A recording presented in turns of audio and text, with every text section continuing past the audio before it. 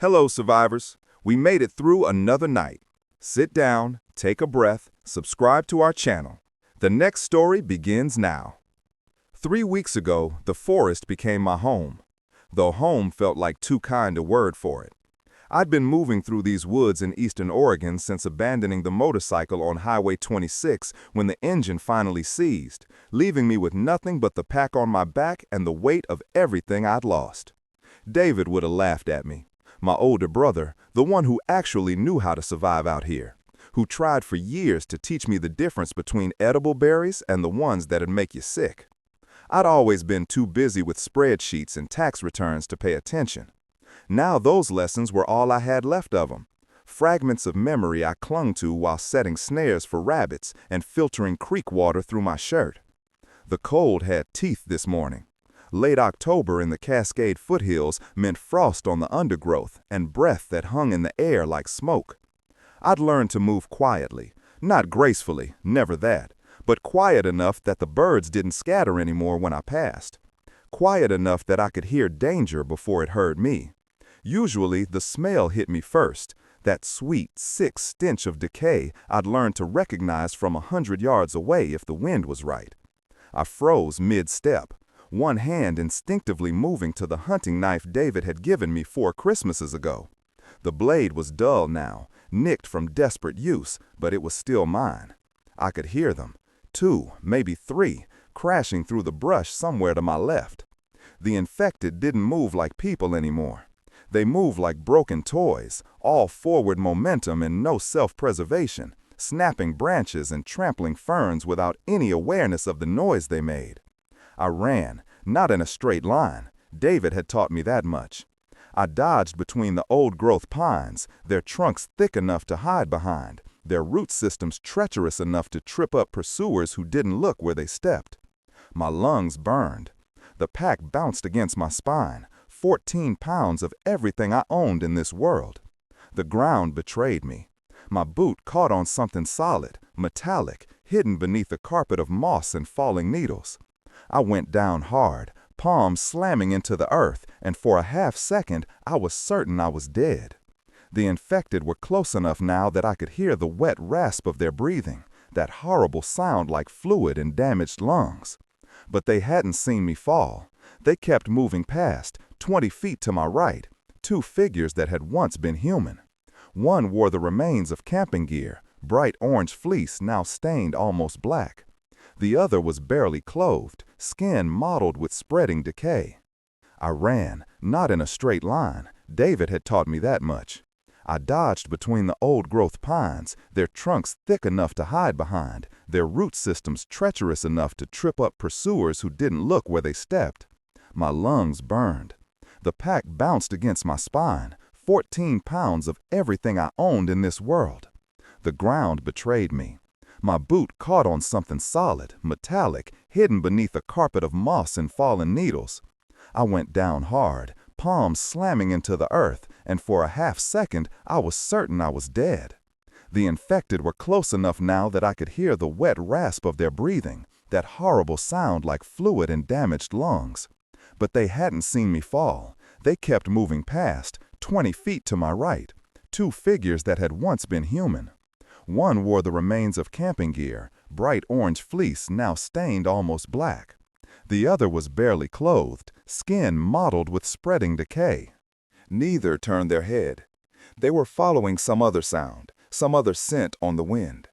I stayed frozen, face pressed against the cold earth, until the sounds of their passage faded into the endless white noise of the forest. When I finally pushed myself up, my right palm stung. Blood welled from where I'd scraped it across whatever I tripped over. I brushed away the moss and needles with my other hand. Metal, painted green, though the paint was flaking.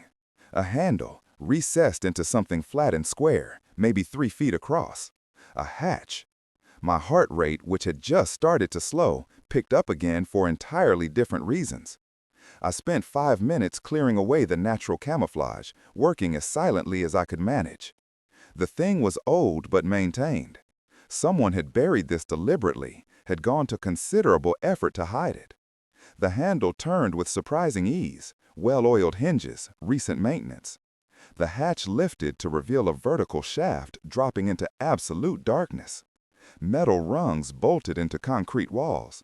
The air that rose from below was stale, but not foul, not the smell of death, just old, recycled air trapped underground.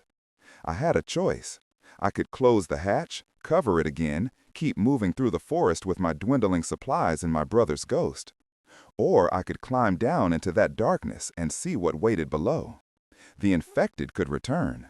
Winter was coming. I was down to my last 3 energy bars and a half bag of jerky I'd made from a rabbit 2 days ago. I climbed down. The shaft was deeper than I expected, 20 feet, maybe more, my boots finding each rung by feel in the near total blackness. The temperature dropped as I descended, and the air took on a different quality, controlled, filtered. This wasn't just a hole in the ground, this was engineered. My feet found solid floor. I fumbled the small flashlight from my pack, one of those hand-crank emergency lights David had insisted I carry. 30 seconds of cranking gave me 2 minutes of weak yellow light. The beam revealed a short corridor, walls made of reinforced steel panels, floor covered in industrial non-slip coating. A door stood open at the end, and beyond it, light, faint, emergency lighting, red and sickly, but enough to see by. I moved forward, knife in hand, flashlight in the other. The door was heavy, designed to seal, but someone had left it propped open with a rubber doorstop. Through it, I entered a room that made my breath catch. Living quarters, 4 bunk beds with thin mattresses, military-style footlockers at the end of each, a small table with 4 chairs, shelves built into the walls, and on those shelves, food. Canned goods, dozens of them, bags of rice and beans in vacuum-sealed packages, bottles of water, medical supplies in clear plastic bins, everything organized, labeled, dated. I set the flashlight down on the table with a hand that shook. When was the last time I'd seen this much food in one place? When was the last time I'd felt anything like safety? But something was wrong. I couldn't identify it at first, just a feeling in my gut, the same instinct that had kept me alive these past 3 weeks. The bunks were made with hospital corners, blankets tucked tight.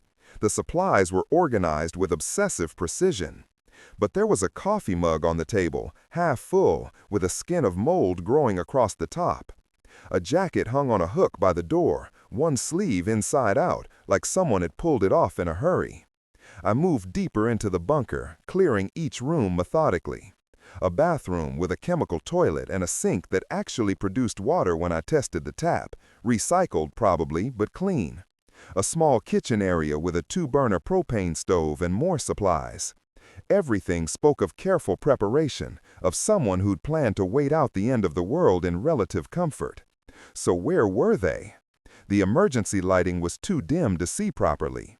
I needed to find the power system, get the main lights on. But first I needed to understand the layout. I found the stairs leading down almost by accident, tucked behind a door I'd assumed was a closet. More darkness below, and something else. A sound, so faint I almost convinced myself I'd imagined it. A scraping, metal on metal, rhythmic, like breathing.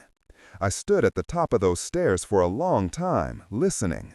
The sound came and went, never quite loud enough to identify, never quite soft enough to ignore. Every instinct I'd developed over the past 3 weeks was screaming at me to leave, to climb back up that shaft and disappear into the forest. But it was cold up there, and I was so tired. And there was food here, and water, and walls between me and the infected. I descended 3 steps, then stopped. The sound was clearer now. Not breathing, not exactly, but something alive, something moving in the darkness below.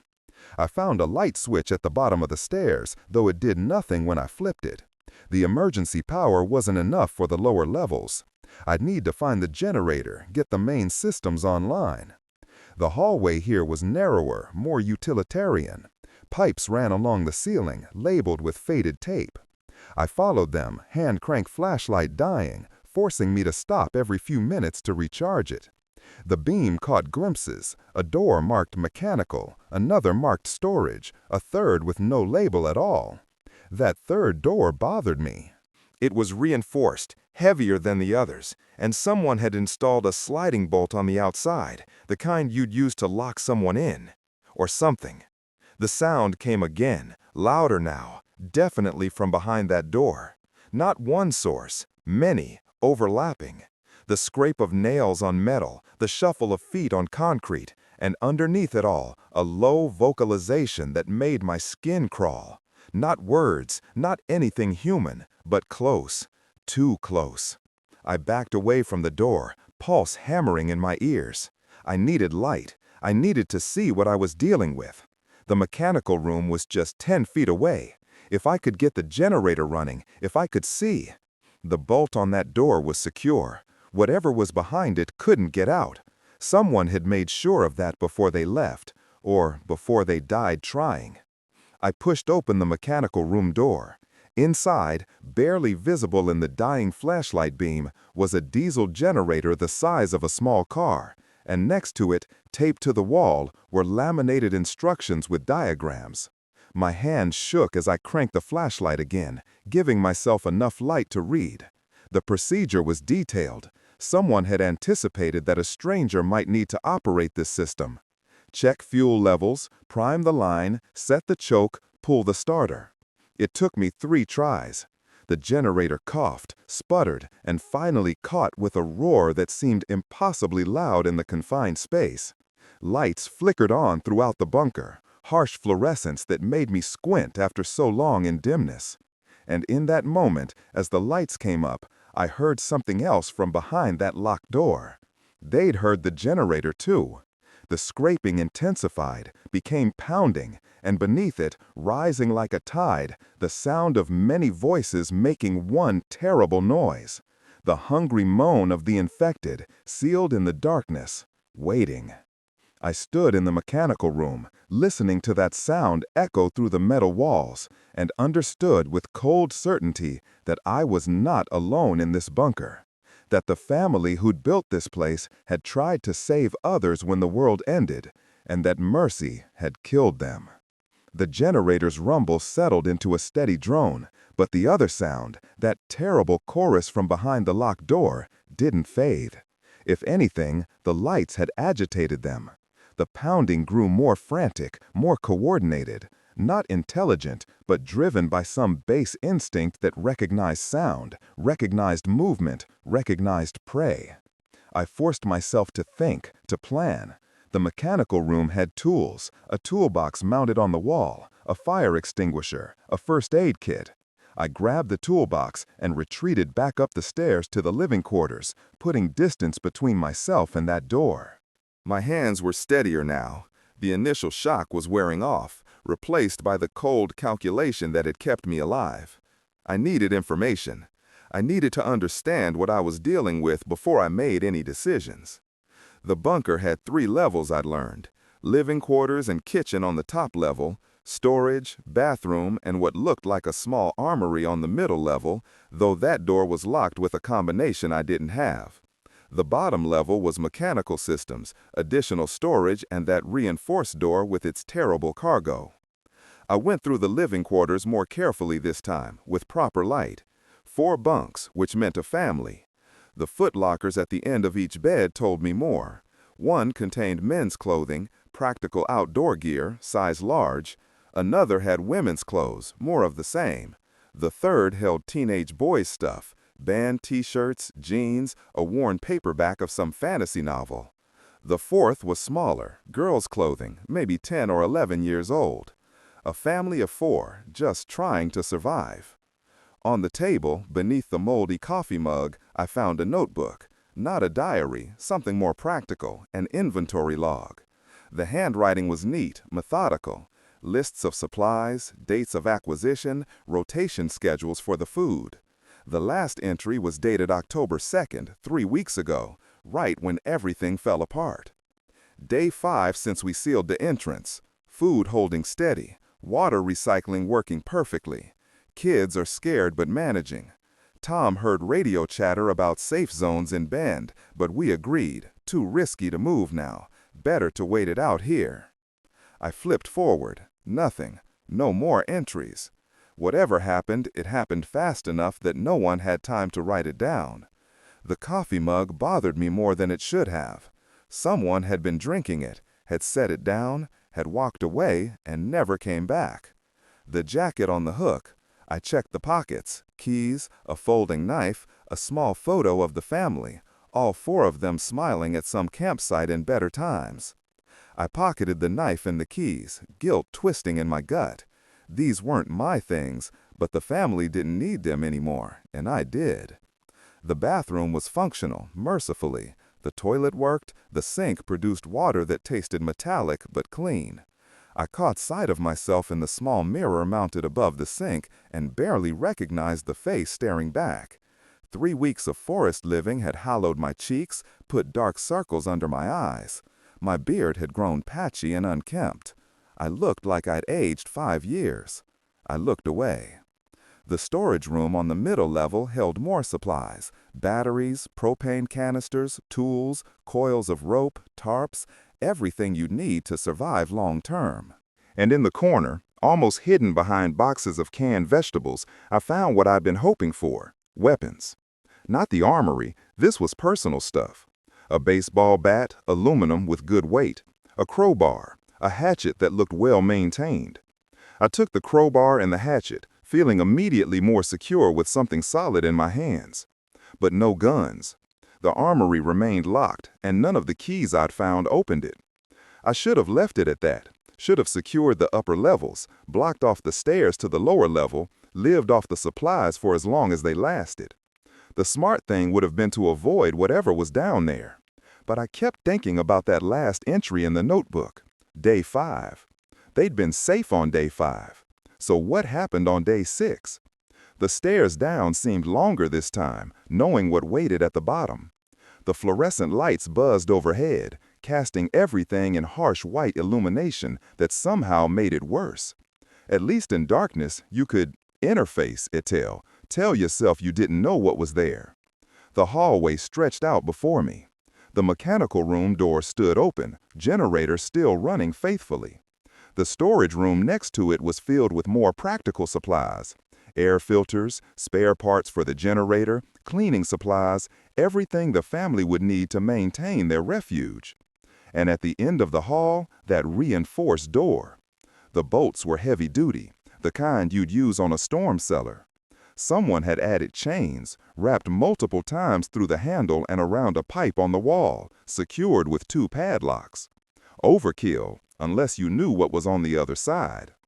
I approached slowly, crowbar in one hand, hatchet thrust through my belt. The sounds had diminished slightly, still there, still constant, but less frantic now, as if they'd exhausted themselves pounding on the door. The door had a small observation window, reinforced glass, maybe 6 inches square, positioned at eye level. Someone had covered it from the inside with something, tape maybe, or paper.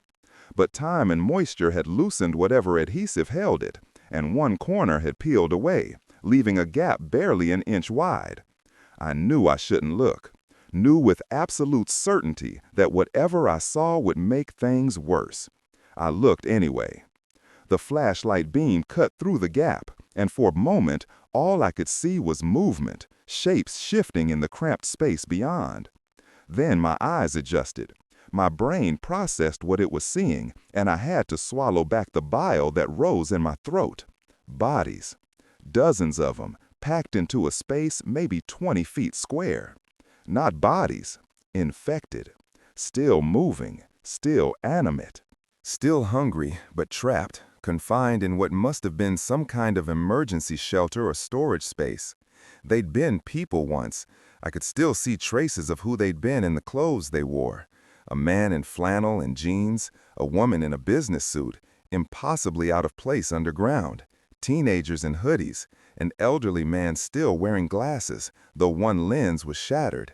Their skin had taken on that mottled appearance I'd learned to recognize, patches of gray and yellow grain where decay had begun but was arrested somehow by whatever made them keep moving. Eyes that had filmed over, reflecting the flashlight beam like animal eyes in the dark. Mouths hung open, showing teeth that were still too human, too familiar. But it was the sheer number that made my chest tight. 20, maybe 25 people, crammed into that tiny space, shoulder to shoulder, pressed together, moving in that horrible synchronized way the infected sometimes did when they were agitated. And they noticed my light. As one, they turned toward the window, faces tilted up, tracking the beam. The sound that rose from them wasn't quite a moan, wasn't quite a scream. Something in between, a collective exhalation of hunger and frustration. Then they surged forward. The door shook in its frame. The chains rattled but held. I stumbled backward, flashlight beams swinging wildly across the ceiling, and something in my rational mind started putting pieces together. The family had been safe on day 5. The bunker was secure. But then someone, probably the father, the one who'd written in the notebook, had heard something outside. People calling for help, survivors, real people, not infected. And he'd opened the door. Maybe he'd been careful, maybe he'd checked them first, made sure they seemed healthy. But the infection didn't always show right away. The early stages could pass for shock, for exhaustion. You'd let them in, give them food and water, only realize too late that they were burning with fever, that they were changing. 25 people. He must have opened the door to a whole group, families, friends, strangers banded together for survivor. And by the time he realized his mistake, it was too late to stop it. But he tried. God, he tried. He'd gotten his family out, I hoped, and sealed this door behind him, trapped the infected down here where they couldn't spread further. The chains, the padlocks, the desperate overkill of it all, a father's last act to contain the catastrophe he'd caused. I wondered if his family had made it out, if they'd climbed up that ladder to the surface and disappeared into the forest, or if I'd find them somewhere else in the bunker, in a corner I hadn't checked yet, still and cold. The infected behind the door hadn't stopped. They were throwing themselves against it now, over and over, driven by some instinct they couldn't control. The hinges were solid, professionally installed, but the frame around them was just concrete. Given enough time, enough force. I backed away all the way to the stairs, keeping my eyes on that door. The chains would hold. They had to hold. But even as I thought it, I saw one of the padlocks swing free, its loop snapped by the constant strain. One of two. The chains sagged but held. I ran up the stairs, taking them 2 at a time, and didn't stop until I was back in the living quarters with the door between levels firmly shut. My heart hammered against my ribs. My hands shook as I set down the crowbar and tried to think. The smart thing would be to leave right now, climb back up that ladder, seal the hatch, walk away, and never think about this place again. But it was dark outside now. I could tell by the time display on the wall-mounted emergency radio. Going out into the forest at night was suicide. The infected up there were bad enough in daylight. In darkness, with limited light and no clear sight lines, I wouldn't last an hour. And this place had food, water, warmth, everything I needed to survive the winter that was coming. Everything except safety. With 25 infected separated from me by one door and a set of chains that were already failing, I found more rope in the storage room. Paracord, strong stuff, the kind David had tried to teach me to use for snares. I went back down to the lower level, moving quickly, trying not to think too hard about what I was doing. The infected saw me coming. The noise intensified, that collective moan rising to something almost like a scream. I worked fast, threading the rope through the door handle and around the pipe, adding reinforcement to the failing chains. My fingers were clumsy with adrenaline, but I managed 3 solid loops before tying them off. The door shuddered against its restraints. The remaining padlock held, but I could see hairline cracks forming in the concrete around the frame. Not tonight. It wouldn't give tonight. Probably not tomorrow either, but soon. Days, maybe a week if I was lucky. I retreated again to the upper level, found food, canned soup that I ate cold because I couldn't bring myself to take the time to heat it. Drank water directly from the tap until my stomach hurt. Then I dragged one of the bunks across the door to the stairs, creating a barrier that wouldn't stop anything determined, but would give me warning if something got through. The light stayed on. The generator hummed, and from 2 levels below, muffled but persistent, I could hear them moving, moaning, waiting. I sat on the barricaded bunk with my back against the wall and the hatchet in my lap and tried to figure out what the hell I was going to do. The notebook lay open on the table where I'd left it. Day 5. The father's neat handwriting. A family that had done everything right, prepared for the worst, and still lost everything because they tried to help others. I thought about David, about the last time I'd seen him, 3 weeks and a lifetime ago. We'd been on the highway, traffic stopped dead, people screaming and running.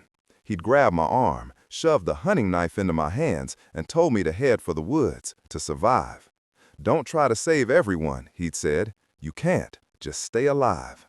Then he turned and run toward the screaming, toward people who needed help, and I'd never seen him again. I'd honored his instructions, survived, made it this far, and now I was trapped in a bunker with exactly the situation he'd warned me about, a choice between safety and the right thing. Except there was no right thing here, just survival, just the cold mathematics of staying alive one more day. The infected behind that door weren't people anymore, weren't someone's family or friends or loved ones. They were threats, obstacles, things that would kill me without hesitation if they got free. But I kept seeing that photo, the family of 4 smiling at their campsite, the father who'd written in the notebook, who tried so hard to save everyone. I closed my eyes and tried to sleep, but the sounds from below followed me into restless dreams where I was running through endless concrete corridors, something hungry always just behind me, and all the doors were locked from the outside. When I woke, my neck was stiff from sleeping propped against the wall. The lights were still on, still humming their steady fluorescent note. My watch, David's watch actually, the one I'd taken from his apartment before I fled the city, told me it was just past 3 in the morning. The sounds hadn't stopped. If anything, they'd become background noise, a constant reminder of what lurked below. I could almost ignore it now, the way you learn to ignore traffic noise or the hum of a refrigerator. Almost. I needed to move, needed to do something other than sit here and wait for the inevitable. My muscles were stiff from the cold. The bunker was heated, but barely, just enough to keep the pipes from freezing. I stood, stretched, felt my spine crack in 3 places. The kitchen area had a small camp stove that ran on propane. I found a can of coffee in one of the cabinets, still sealed. And for the first time in 3 weeks, I made myself a real cup. The smell alone was enough to make my eyes water. When I took the first sip, I had to close my eyes and just breathe. David had always made fun of my coffee habit. "You drink that garbage like it's keeping you alive," he'd say, watching me pour my 3rd cup before noon on a lazy Sunday. I'd tell him it was that accountants ran on caffeine and spite, and he'd laugh and shake his head. I wondered if he'd been infected when he died, or if he'd been killed by them before the fever could take hold. I wondered if it mattered. Dead was dead either way. The coffee helped clear my head. I went through the storage room again, this time with a purpose. I needed to understand exactly what I had to work with. The inventory in the notebook had been meticulous, but I wanted to see it for myself. Canned goods, enough for maybe 6 months if I was careful, longer if I supplemented with whatever I could hunt or forage from the forest. Rice and beans, a year's worth, easy. Water filtration, the system was automated, pulling from an underground source and recycling everything as long as the generator kept running. I'd have clean water indefinitely. Medical supplies, basic first aid, some antibiotics, painkillers, nothing fancy, but more than I'd had access to in weeks. I found a bottle of ibuprofen and dry swallowed 3 pills, feeling the ache in my shoulders and back start to ease. Propane, 12 full canisters, plus the 2 currently hooked up to the stove and generator backup system. Years of cooking fuel if I was conservative. Weapons, just what I'd already found, the hatchet, the crowbar, the baseball bat. The armory remained locked, and I tried every key I'd found. Whatever was in there, guns probably, ammunition, stayed tantalizingly out of reach. The real problem was the infected below. Even with all these supplies, even with security and shelter, they were a ticking time bomb. That door wouldn't hold forever. The concrete around the frame was already cracking. Give it a few more days of constant pressure, and the whole thing would give way. I could leave, take what I could carry, climb back up to the surface, disappear into the forest. It was the smart play, the safe play. But winter was coming. I could feel it in the cold that seeped through the bunker walls, see it in the frost that had been on the ground yesterday morning. Without shelter, without a reliable food source, I'd be dead before Christmas. This bunker was survival. It was the difference between maybe making it to spring and definitely dying in a frozen ditch somewhere. Which meant I had to deal with the infected. Had to find a way to eliminate the threat they posed without getting myself killed in the process. I went back down to the lower level, moving quietly despite knowing they could hear me anyway. The door was holding, but barely. The remaining padlock was straining, the metal visibly stressed. The rope I'd added had helped, but it was a temporary solution at best. I studied the layout, the narrow hallway, the way the stairs bottlenecked at the top. If they got out, when they got out, they'd have to come up that way, single file or close to it. The hallway was maybe 4 feet wide, not enough for them to swarm all at once. That was something. Not much, but something. I could try to thin their numbers, open the door just enough to let a few through, deal with them, close it again, repeat until they were all gone. It would be dangerous as hell, but it was the only plan I could think of that didn't involve running away.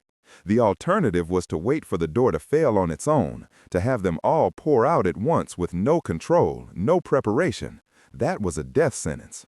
I went back upstairs and gathered everything I could use as a weapon. The hatchet, the crowbar, the baseball bat, 2 kitchen knives from the drawer.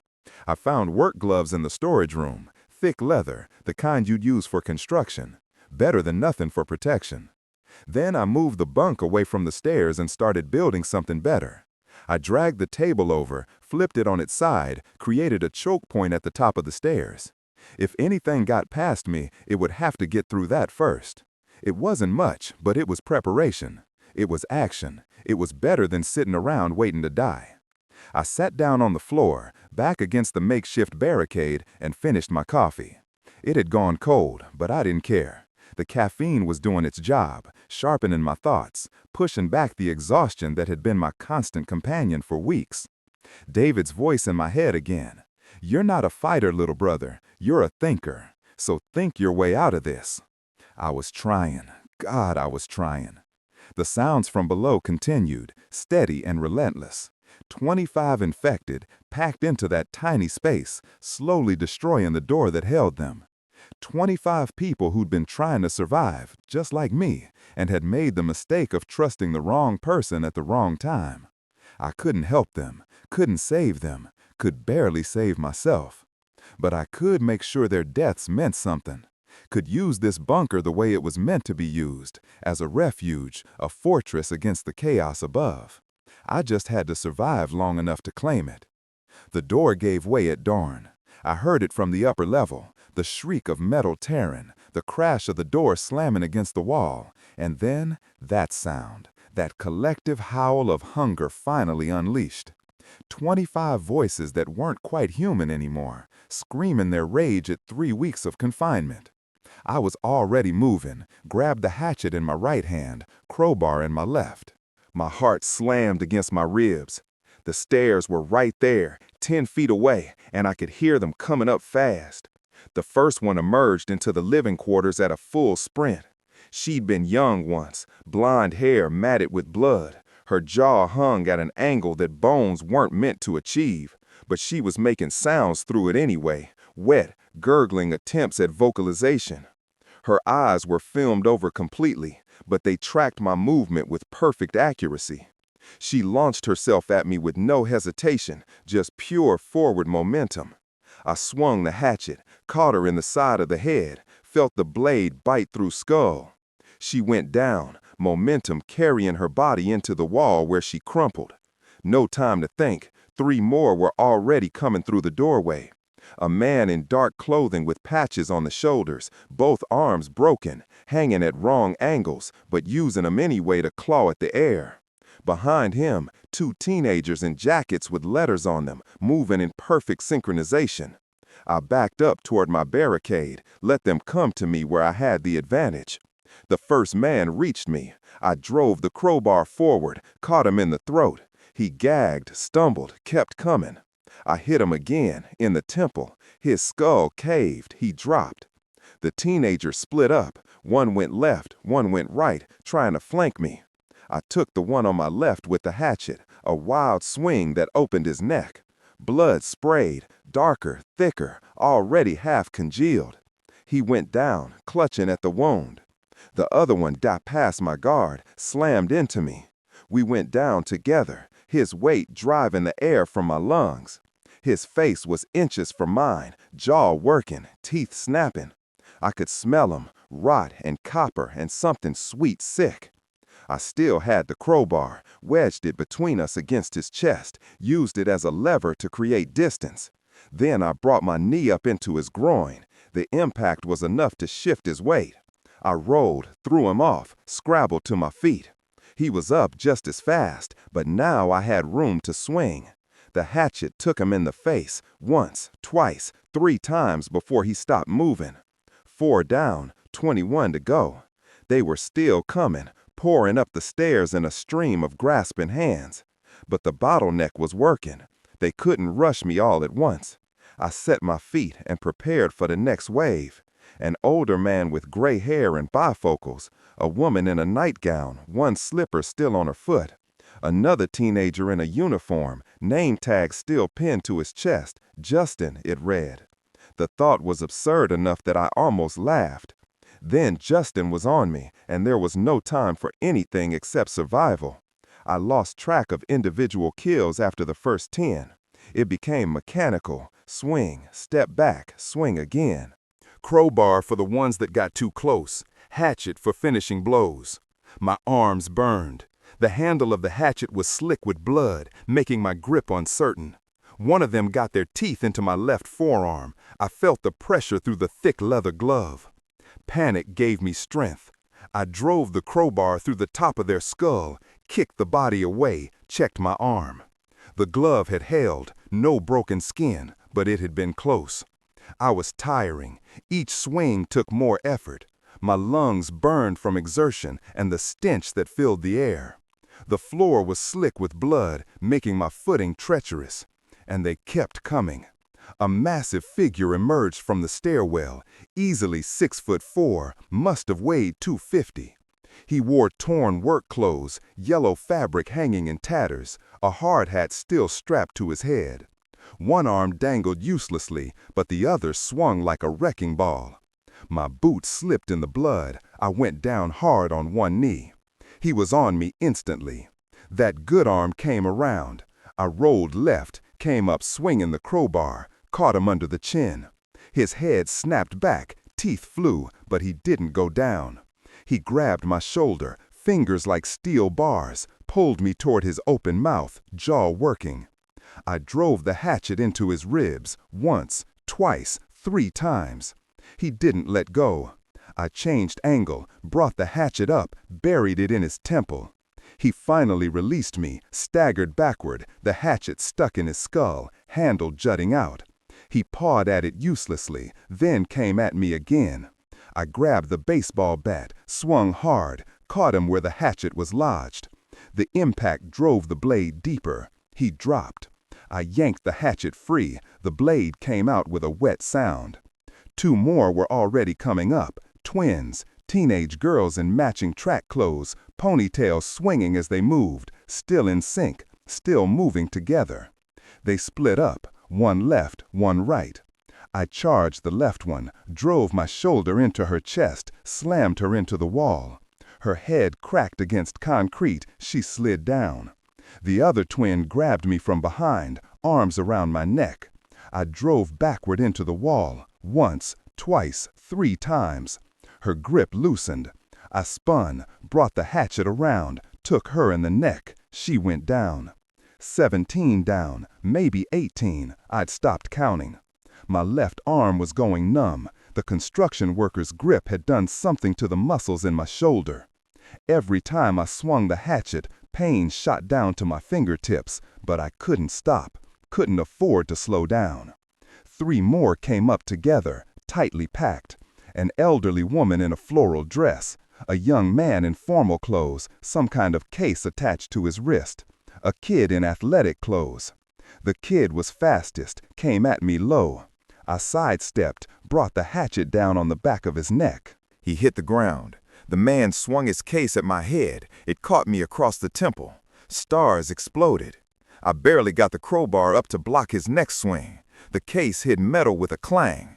I kicked his knee. Something crunched. He went down but kept crawling toward me. The elderly woman grabbed my injured shoulder. Pain shot through me.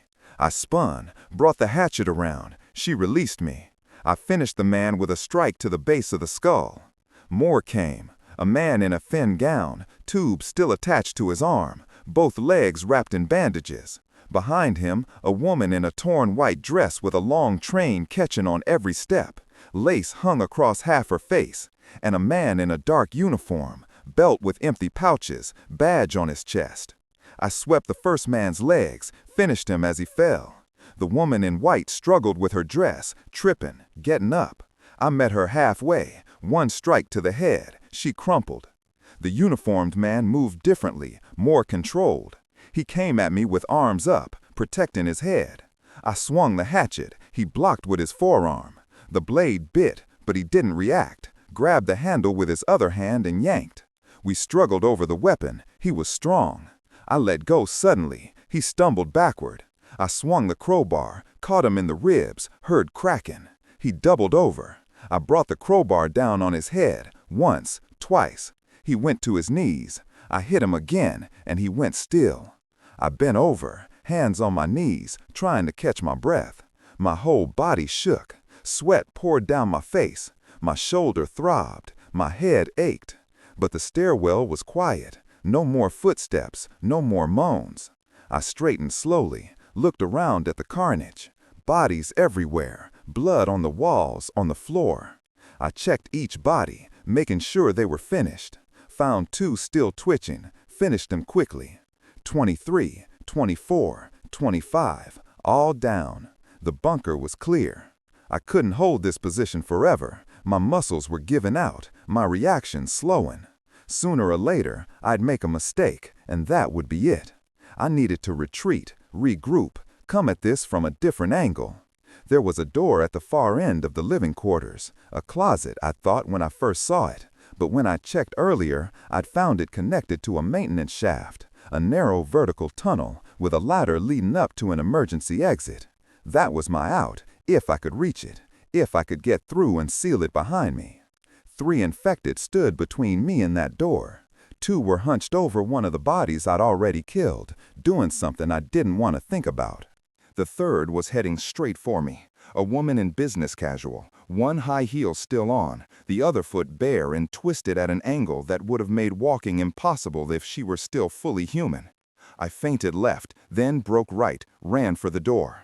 The woman in business casual lunged, fingers catching the back of my shirt. I spun, brought the hatchet around in a wild arc, felt it connect with something solid. She fell away. The door was right there. I grabbed the handle, yanked it open, threw myself through. Something grabbed my ankle, one of the 2 that had been crouched over the body, a man with half his face missing, jaw working in that terrible sideways way. He pulled, trying to drag me back. I kicked, felt my boot connect with his chest, once, twice, 3 times. My ankle came free. I slammed the door shut and drove home the bolt. Metal thundered as bodies hit the door from the other side, but this door was solid, as reinforced as the one that had held them in the first place. It would hold for now. I turned and looked up the maintenance shaft. The ladder ran vertically for maybe 20 feet, ending at a hatch that presumably led to the surface. My arms felt like dead weight, my legs shook, but I started climbing anyway. Each rung was an exercise in will over flesh. My hands cramped, my shoulders burned, but I kept climbing, hand over hand, until I reached the top. The hatch had a wheel lock. I put everything I had left into turning it. The metal screamed in protest, rust and disuse fighting me every inch, but finally it gave. The hatch swung open, and cold air rushed in, carrying with it the smell of pine and earth and freedom. I pulled myself out into pre-dawn light. The forest stretched around me in every direction, silent and indifferent to the violence that had just occurred below. I crawled away from the hatch on hands and knees, every muscle trembling, and collapsed against a tree. The sky was starting to lighten, pink and orange painting the clouds. Birds were beginning to sing their morning songs. Somewhere in the distance, a crow called out. I'd survived. Against all odds, against 25 infected in close quarters with nothing but hand weapons, I'd survived. But I hadn't won. Not yet. I sat there for maybe 10 minutes, letting my heart rate slow, letting my breathing return to normal. My forearm throbbed where teeth had nearly found flesh. My hands were raw, blisters forming on blisters. Every part of me hurt, but I was alive. And the bunker was still down there, still full of supplies, still the difference between surviving the winter and dying in it. I looked at the hatch, looked at the forest around me, thought about walking away, about taking my chances in the wilderness. Then I thought about David, about his last words to me, stay alive. This bunker was how I stayed alive, which meant I had to finish what I'd started. I stood up, testing my legs. They held. I did a quick inventory. The hatchet was still with me, thrust through my belt. The crowbar I dropped somewhere in the chaos below. My knife, David's knife, was still in its sheath. I had maybe 10 or 15 infected left to deal with. They were sealed in the living quarters now, trapped behind that maintenance door the same way they've been trapped behind the door downstairs. But I couldn't just leave them there. Eventually they'd break through, or I'd need access to the supplies in that room. No, I had to finish this, had to clear them out completely. But not now, not exhausted, injured, running on adrenaline fumes. I needed rest, food, time to let my body recover. I spent the day in the forest, maybe 100 yards from the hatch. Found a dense thicket of undergrowth where I could hide and still see anyone or anything approaching. Ate the last of my rabbit jerky, drank from a nearby stream. Tried not to think about what I'd done, about the faces I'd seen as I killed them. They weren't people anymore, I kept telling myself that. They were threats, obstacles, things that would have killed me without hesitation. But I could still see Justin's name tag, could still see the woman in her nightgown, the slipper on her foot, could still hear the sounds they'd made. I closed my eyes and tried to sleep, but every time I drifted off, I was back in that bunker, surrounded by reaching hands and ruined faces. The smell of death thickened in my throat. When the sun started to set, painting the forest in shades of gold and crimson, I gave up on rest. My body had recovered enough. My hands had stopped shaking. It was time to finish this. I approached the hatch cautiously, hatchet ready, half expecting infected to come boiling out. But everything was quiet. I peered down into the shaft. Empty. The maintenance door at the bottom was still closed, still holding. I climbed down slowly, every muscle protesting. At the bottom, I pressed my ear against the door. Sounds from the other side, movement, the shuffle of feet, occasional thuds as bodies bumped into furniture or walls, but no pounding. They'd exhausted themselves, or given up, or simply forgotten what they were doing. Good. That would make this easier. I examined the door more carefully in the dim light from my flashlight. It opened inward, toward me, which meant I could control how wide it opened, could let them through one at a time on my terms. I took a deep breath, let it out slowly, tightened my grip on the hatchet. Then I cracked the door. Immediately a hand shot through the gap, fingers grasping, nails broken and bloody. I slammed the hatchet blade down on the wrist, felt bone break. The hand withdrew. I heard a sound like frustration from the other side. I waited a beat, cracked the door wider. A face appeared in the gap, male, middle-aged, one eye missing. He tried to force himself through, shoulders wedging in the narrow opening. I brought the hatchet down on top of his skull, once, twice. He slumped, body blocking the door. I had to open it wider to pull him through. The moment I did, two more tried to surge forward. I let the first one through, then slammed the door on the second, catching them in the frame. Used the momentary confusion to finish the first with a strike to the base of the skull. The one caught in the door was thrashing, trying to force its way through. I pulled the door open just enough to free them, then immediately brought the hatchet around in a horizontal swing that took them in the neck. They went down, gurgling. 3 more down, however many left. I settled into a rhythm, opened the door slightly, let one through, kill it, close the door, repeat. It was brutal work, mechanical. Each kill a little easier than the last, not because I was becoming callous, but because I was simply too exhausted to feel anything anymore. My arms were screaming. The hatchet felt like it weighed 50 pounds. My vision was starting to tunnel from fatigue and dehydration, but I kept going.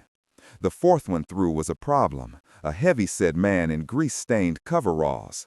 He came through the door at a run, and I misjudged the distance. My swing went wide, the hatchet embedded in the doorframe instead of his skull. I yanked on the handle, stuck. The blade was wedged deep in the wood and metal composite. The heavy-set man was on me. His weight slammed me backward into the ladder. My spine hit a rung with an impact that drove the air from my lungs. His hands found my throat, started to squeeze. I couldn't breathe, couldn't think. Black spots danced at the edge of my vision. My hands scrabbled uselessly at his wrists, too strong, gripped like iron. David's knife, still in its sheath on my belt. My right hand dropped to the handle, pulled the blade free. I drove it upward under his ribs, angling for what I hoped was his heart. Once, twice, 3 times in rapid succession. He didn't let go, didn't even seem to notice, just kept squeezing, face pressed close to mine, breath like rotting meat washing over me. I changed targets, brought the knife up, drove it through his eye socket, felt the blade scrape against bone as it sank deep into his brain. His hands released. He slumped forward, dead weight pinning me against the ladder. I shoved him off with strength I didn't know I still had. He hit the floor with a meaty thud. I leaned against the ladder, gasping, one hand on my bruised throat. My vision slowly cleared. My breathing returned to something approaching normal. The hatchet was still stuck in the doorframe. I worked it free, had to wiggle and pull for a full minute before it came loose. The blade was chipped, dulled from the impact, but still functional. Back to work. I returned to the door, cracked it open. A woman's face appeared immediately, young, maybe early 20s, with a nose ring and colored streaks in her hair that might have been purple before the blood matted everything together. She tried to force her way through. I was ready this time, brought the hatchet down on her shoulder, aiming for the collarbone, heard bone crack. She stumbled but kept coming. Second strike took her in the side of the head. She went down. Next was an older man in pajamas and a bathrobe, feet bare, toenails yellowed and overgrown. He shuffled forward with that distinctive infected movement, purposeful but wrong, like a broken machine trying to remember how to work. I took him with a single strike to the forehead, clean, quick. He dropped without a sound. A teenage boy in a sports jersey, a number across his chest. He was tall, gangly, all arms and legs that he didn't seem to know what to do with anymore. I swept his legs with my boot, brought the hatchet down as he fell. Another woman, dark jacket and skirt, though one of her shoes had broken, leaving her walking lopsided, a bag still clutched in one hand, fingers locked around the strap. I pried it from her grip after she went down. Inside were papers, a tablet, a framed photo of 2 kids smiling at the camera. I closed the bag and set it aside. Couldn't look at the photo. A man in a bathrobe matching the older man's, same pattern, same color. His partner, maybe, or brother. They'd been together when it happened. I tried not to think about it as I put him down. The kills blurred together after that, face after face, body after body. Each one had been a person. Each one had a story, a life, people who cared about them. And now they were just obstacles I had to remove to survive. A woman with a carrier strapped to her chest, empty, thank God. I didn't want to think about what might have been in it, where that child was now. A teenager in a stained shirt. I tried not to notice the details. A man in formal clothes, tie still knotted perfectly despite everything else being torn and bloodied, wedding ring on his finger. I tried not to notice.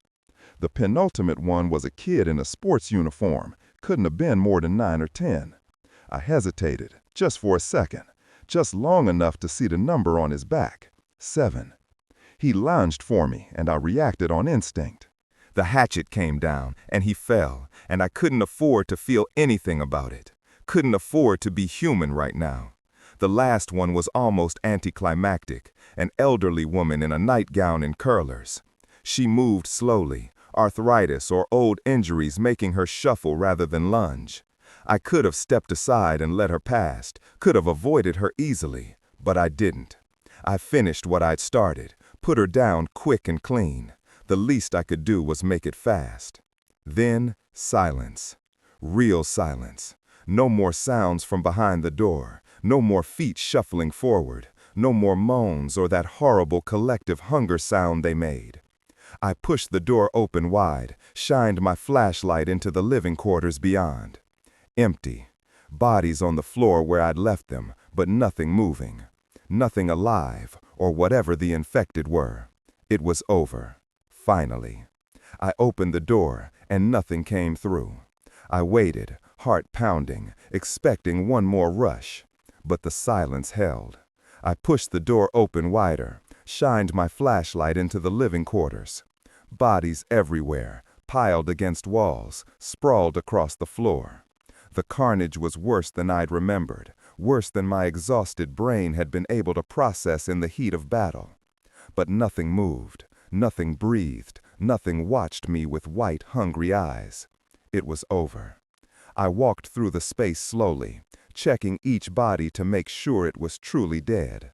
Found 3 that were still twitching, still animated by whatever force drove the infected. Finished them with quick strikes, too tired to feel anything about it. Then I stood in the center of the room, surrounded by the dead, and felt something break inside me. I'd won. I'd survived. The bunker was mine. But the cost. God, the cost. I sank to my knees, hatchet clattering to the floor beside me. My hands were shaking again. My whole body was shaking. And for the first time since David died, for the first time since the world ended, I let myself cry. Not soft tears, gut-wrenching sobs that came from somewhere deep and primal, a place I didn't know existed. I cried for David, for the family that had built this bunker, for Justin, with his name tag, and the woman in her nightgown, and every single person I'd just killed who'd once been someone's child, someone's friend, someone's loved one. I cried until there was nothing left, until I was empty, until the only thing I could feel was the cold concrete beneath my knees and the weight of survival pressing down on my shoulders. Then I stood up, wiped my face with hands that were covered in blood and worse, and got to work. The bodies had to be removed. I couldn't leave them here, couldn't live surrounded by this reminder of what I'd done. It took hours, hauling them one by one down to the lower level, to the room where they'd been confined originally, stacking them in the corner, sealing the door again, this time for good. I'd have to deal with them eventually, burn them maybe, or find some other way to dispose of them properly, but not tonight. Tonight I was done. I cleaned the living quarters as best I could, mopped the blood from the floors, gathered the ruined bedding and clothes, and shoved them down into the lower level too. The space would never be pristine again. There were stains on the concrete that wouldn't come out, damage to the walls and furniture that couldn't be repaired. But it was livable. It was mine. I found clean clothes in one of the footlockers, too big, the father's clothes probably, but they were clean and dry and didn't smell like death. I stripped off my ruined gear, my blood-soaked shirt and pants, and changed into the borrowed clothes. Then I went to the bathroom and really looked at myself in the mirror for the first time since this began. I barely recognized the person staring back, hollow-eyed, gaunt, face marked with scratches and bruises I didn't remember getting.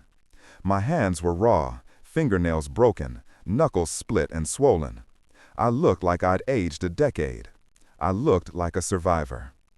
I washed my face in the sink, cold water that stung the cuts but felt clean. Drank directly from the tap until my stomach hurt. Then I went back to the living quarters and collapsed on one of the bunks.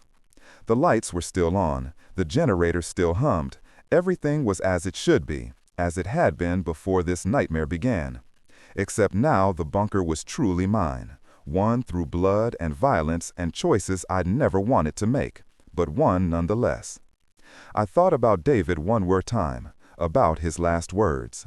Stay alive. I had, against all odds, against 25 infected in close quarters, against my own exhaustion and fear and the weight of what I'd had to become to survive, I'd stayed alive.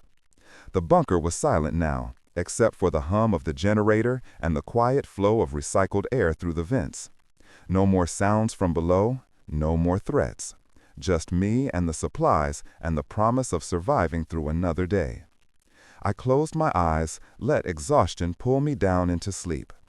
And for the first time in 3 weeks, I didn't dream of running, didn't dream of things chasing me through endless corridors. I dreamed of nothing at all, just the quiet, empty peace of a mind finally allowed to rest.